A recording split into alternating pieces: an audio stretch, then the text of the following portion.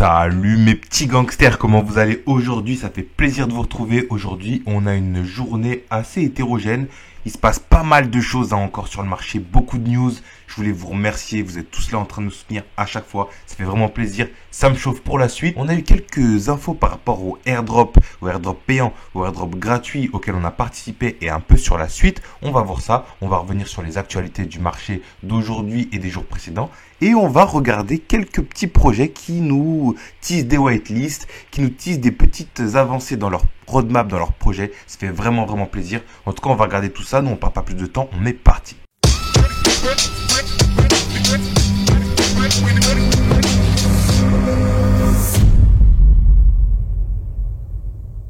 Déjà, la nouvelle du jour, vous avez déjà sûrement vu ça qui est passé. Dogecoin, Elon Musk transforme Twitter en X et propulse le Doge. On a vu le logo de Twitter qui a changé pour ce X. Donc ça faisait déjà plusieurs fois qu'on avait un peu vu ce symbole. Il y avait beaucoup de gens qui disaient que c'était peut-être pour X Portal, Elrond. Apparemment, ce n'est pas le cas. De toute façon, Elrond, on n'a vraiment pas beaucoup de news depuis. Moi, j'ai lâché le truc un peu. Je suis plus trop dans Elrond, mais à ne pas enterrer tout de suite. En tout cas, Elon Musk qui change le logo de Twitter et Dogecoin qui nous fait un petit pump aujourd'hui.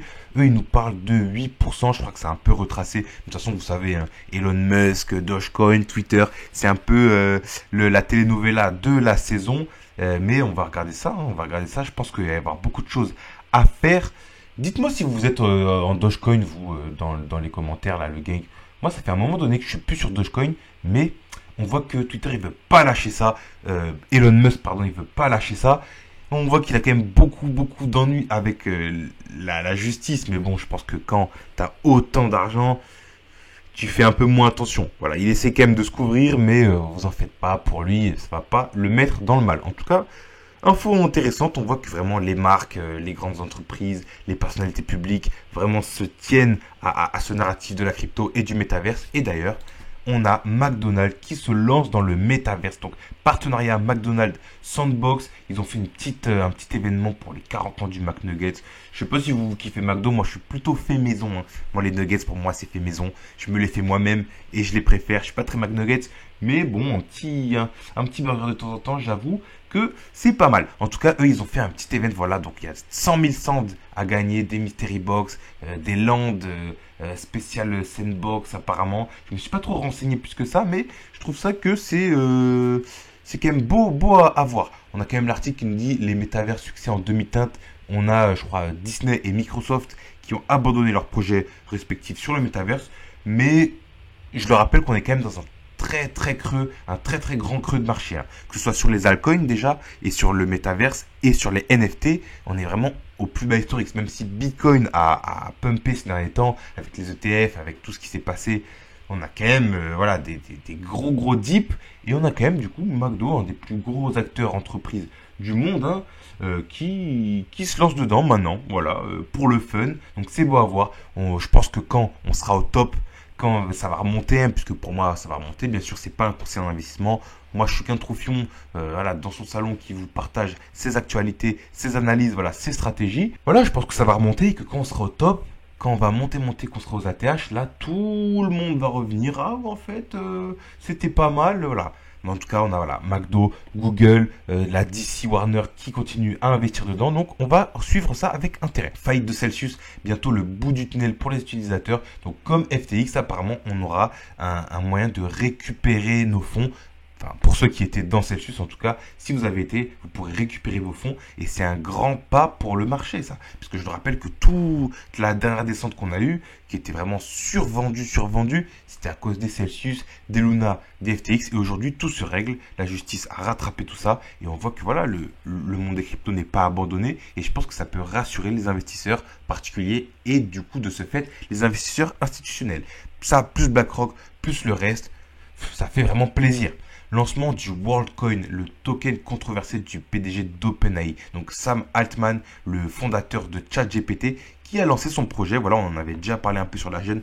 Le WorldCoin, Projet un peu bizarre, hein, bien sûr, très controversé. Moi, je vous avoue, je suis pas vraiment dedans. Je regarde ça de loin, mais c'est vrai que ça fait un peu peur. Ça peut faire un peu peur. Je le rappelle, pour ceux qui savent pas, WorldCoin, c'est une monnaie qui veut lancer un rendement mondial. C'est-à-dire que chacun pourra avoir un petit salaire en monétisant son identité digitale. Et pour prouver son identité digitale, il y a un seul moyen, c'est d'aller voir l'orbe. Alors l'orbe, qu'est-ce que c'est? C'est un petit mécanisme qu'ils ont inventé qui va scanner votre rétine en fait et qui va en faire une identité décentralisée, unique, donc inaltérable, inviolable, etc. Donc vous allez avoir votre rétine et vous pourrez vous identifier partout. Donc ouais, ça fait flipper, ça fait flipper. Le gang, vous faites ce que vous voulez, mais moi je vous conseille pas d'aller dans ce genre de projet.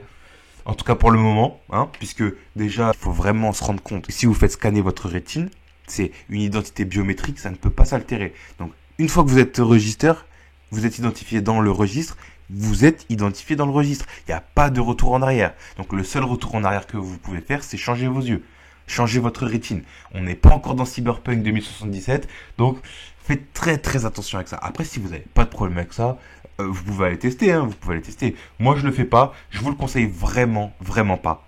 Je vous le conseille vraiment pas. Mais par contre, voilà, regardez ça. Mais surtout que ça peut vraiment se cracher, puisque une fois que les gens auront leur token WLD, mais pour le revendre, donc ça pourrait être le premier shitcoin, ça pourrait être un shitcoin en fait. Sauf que ceux qui sont registrés, ben, ils auront leur rétine dans la base de données. Donc à voir, en tout cas, le lancement se fait maintenant, et voilà, les choses avancent, on va suivre ça. Bitcoin, le 800 millième bloc a été miné, tandis que le halving approche. Donc il me semble que le halving c'est au 850e bloc, il me semble 840. Donc voilà, qui se souvient du halving? Qui se souvient du halving qui va arriver là en avril? Donc là il reste quelques mois, hein. Il reste 8 mois je crois. 8 mois avant le halving. Eh bien écoutez, moi c'est ce que je joue. Je veux accumuler jusqu'au halving. Et voilà, le hash rate, la difficulté de minage à son plus haut historique. Et c'est plus qu'un plus haut. Là, on est vraiment, on est bien monté. Le hash rate, pareil. Donc voilà, 40 000 blocs avant le prochain halving. Et bien excellent. Excellent. Je ne sais pas si vous jouez ça ou si vous jouez court terme, mais en tout cas, si vous jouez long terme, le halving, c'est vraiment un indicateur à regarder pour moi. Vous savez que les indicateurs, je ne suis pas vraiment pour. Je pense qu'un indicateur peut dire tout et son contraire, mais par contre, quand on a des indicateurs long terme, comme le halving en fait, hein, qui reste un indicateur, c'est un aspect technique du Bitcoin, mais nous, on l'utilise en tant qu'indicateur et sur 10 ans, il a toujours fonctionné et je pense qu'il fonctionnera cette année aussi. On a aussi une petite info avec sur Binance, on a 3 petites pages qui viennent d'apparaître. La page de Layer 0, ZK Sync et MetaMask. Donc des tokens qui ne sont pas encore listés, qui pourraient être listés. Alors est-ce que c'est du teasing? Est-ce que c'est une petite blague? Est-ce qu'il y a vraiment le token qui va être listé? Je n'en sais rien, ça reste de la spéculation. Mais je pense que c'est pas anodin de voir ça, voilà. Le TBD, le token de ZK Sync. Donc je sais pas si vous êtes sur les airdrops. Moi en tout cas je suis à fond. On va reprendre un peu les airdrops parce que voilà, il y a pas mal de gangsters qui m'ont posé des questions sur comment faire les airdrops. Est-ce qu'on peut avoir des airdrops gratuits, etc. On avait Linea. Et là voilà, un ZK Sync, moi j'attends vraiment fermement ce token, sachant qu'ils avaient annoncé un mainnet courant septembre, octobre. Ça serait vraiment cohérent du coup. Donc on attend de voir Layer 0. Pareil, faites quelques petites transactions. Moi, Layer 0, je fais une transaction par semaine. ZK Sync, pareil. Et MetaMask, c'est le airdrop sur lequel je suis le moins, puisqu'il faut utiliser les fonctionnalités de MetaMask. Et il y a tellement de gens qui l'ont fait que si airdrop il y a, vous allez avoir peut-être 5 balles. Mais en même temps, peut-être le truc peut faire x100 à son lancement et ça vous fait 500 balles, que sais-je. En vrai, je n'en sais rien, mais en tout cas, ça fait vraiment plaisir de voir ça. Et pareil, on va suivre ça de très très près parce que ça m'intéresse. Moi, les airdrops, c'est vraiment pour moi un des moyens de faire l'argent le plus facile quand on n'a pas de bague et ça peut aider beaucoup de nouveaux investisseurs et même les anciens pour faire de la liquidité. Pour Linéa Voyage, on avait fait le Linéa Voyage, les NFT sont tombés, donc le airdrop est tombé, on a 5 tiers. Donc nous, on a eu le tiers 1, si vous aviez plus de 3500 points, il me semble. Et c'était facile d'avoir le tiers 2 et le tiers 3. Vous pouviez avoir le tiers 4. En tout cas, voilà, les collectibles sont tombés pour un testnet gratuit. Donc le premier, il s'échange à 200 balles aujourd'hui. Je ne le vends pas. Le deuxième, je crois que c'est 80 balles, puis 40, 20, 10. Enfin voilà, non, l'autre, c'est un NFT à minter pour tous les derniers tiers. Mais bon, pour un dernier tiers, il fallait vraiment pas s'y coller. En tout cas, le premier, il coûte 200 balles aujourd'hui. Je ne vais pas le vendre parce que, à mon avis, bien sûr, je n'en sais rien du tout. Ça peut être un multiplicateur. Ah ouais, on a une petite vidéo pour le NFT. Un multiplicateur pour le vrai airdrop puisque le mainnet s'est lancé la semaine dernière. Donc pareil, maintenant que ZK Sync, ça arrive sur la fin, je vais passer sur Linea pour faire, voilà, peut-être 2-3 transactions par semaine pour accumuler des points et peut-être avoir un multiplicateur avec ce NFT. Donc voilà, moi je joue à max. Dites-moi si vous êtes dedans. On va faire une petite vidéo exclusive sur l'airdrop. En tout cas, Zeta Labs, voilà, petit conseil du coup pour ceux qui voulaient faire des airdrops gratuits. Zeta Labs, bon, on arrive un peu tard, enfin, je fais l'information un peu tard, mais chaque semaine, on peut faire un petit swap sur le testnet. C'est gratuit, vous utilisez des Goerli et vous gagnez 10 000 points, 10 000 points de Zeta. Et donc voilà, vous montez dans le classement et il y aura peut-être un petit airdrop puisque Zeta Lab, un des plus gros pionniers, un des plus gros acteurs qui annonce un airdrop pour les ZK Rollup, les L2 de Ethereum. Voilà, ça va être vraiment la hype. On a vu de toute façon Layer 0, ZK Sync, parce que Layer 0 c'est l'interopérabilité, ZK Sync, Arbitrum, etc. Donc Zeta Lab, allez faire une petite transaction. Je vais vous mettre tous les liens en description pour pas que vous alliez sur des sites scam. Là, juste en bas, et voilà, allez faire une petite transaction par semaine. On a aussi Venom Testnet. Bon, sur cet ordinateur, je ne peux pas vous montrer puisqu'il ne s'affiche pas. Je le fais sur l'autre ordi. Venom.network, je vous mettrai le lien en description. Pareil, petit testnet gratuit, très hypé, très hypé. Ils ont fait des levées de fonds excellentes, énormes. Hein, je crois qu'on est à près de presque 100 millions, je crois, de levées de fonds. Il y aura sûrement une partie pour le airdrop. Le testnet est très facile à faire. On fera une vidéo dessus aussi, mais là, vous pouvez le faire par vous-même. Allez bien sur le bon site. Mais franchement, mettez-vous bien. Je pense que le airdrop peut arriver peut-être jusqu'à 1000 dollars. 1000, 2000 dollars, peut-être. Voilà, vous mettez une demi-heure, 20, 30 minutes sur le testnet et vous recevez 1000 dollars, 2000 dollars dans quelques mois. C'est excellent à mon avis. Donc, allez tester ça. Petite news, APOC, notre jeu NFT sur Casper.